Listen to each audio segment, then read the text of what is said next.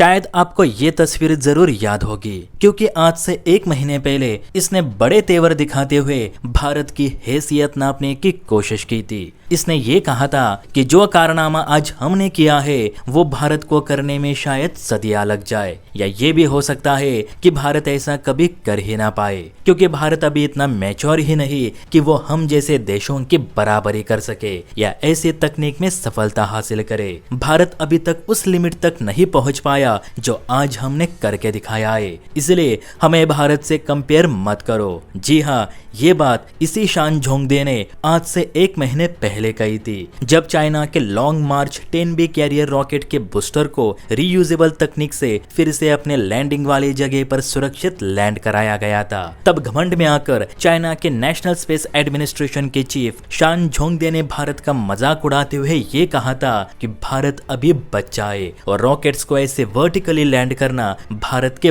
बस की बात नहीं। उस वक्त सफलता शान के सिर पर नाच रही थी, क्योंकि चाइना ने वो काम कर दिखाया था जो सिर्फ अमेरिका कर पाया था। लेकिन वही घमंड आज चकनाचूर हो गया जब चाइना का वही रॉकेट फट पड़ा। जी हाँ, खबर निकल कर आई है कि चाइना के लॉन्ग मार्च 7A रॉकेट में उड़ान भरते ही बड़ा विस्फोट हुआ, जिससे कि चाइना के स्पेस मिशन को तगड़ा झटका लगाए। जानकारी के अनुसार चाइना के हेनान द्वीप पर स्थित वेनचांग सैटेलाइट लॉन्च सेंटर से उड़ान भरने के कुछ ही सेकंड के भीतर चाइना का नया शक्तिशाली रॉकेट लॉन्ग मार्च 7A एक भीषण विस्फोट का शिकार हुआ। यह हादसा रॉकेट की उड़ान के प्रथम चरण में ही हुआ, जिससे कि पूरा का पूरा मिशन ही असफल हो गया। बताया जाता है कि लॉन्ग मार्च 7A चाइना का सबसे एडवांस रॉकेट है, जिसे खासकर स्पेस स्टेशन तक भारी रसद और पेलोड भेजने के लिए डिजाइन किया गया था। इस पर चाइना ने करोड़ों रुपए खर्च किए, लेकिन ये रॉकेट अपने पहले ही प्रयास में फट पड़ा।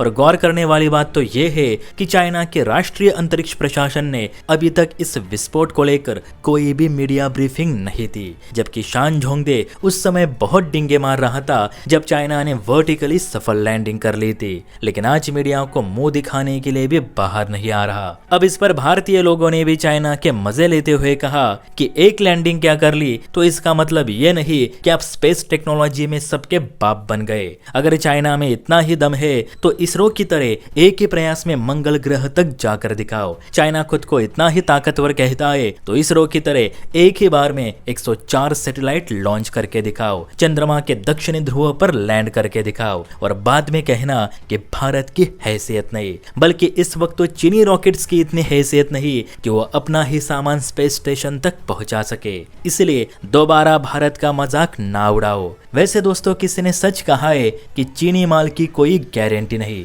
चले तो चांद तक वरना शाम तक। क्या आप इस बात से सहमत हो? कमेंट करके जरूर बताना। जय हिंद।